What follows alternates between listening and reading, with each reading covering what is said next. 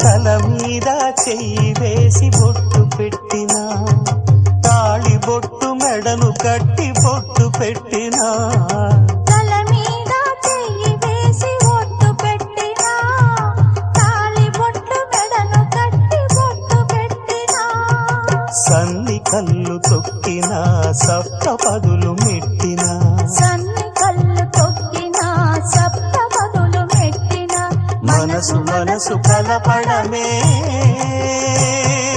మంత్రం పరమార్థం. శ్రీరస్తు శుభమస్తు, శ్రీరస్తు శుభమస్తు.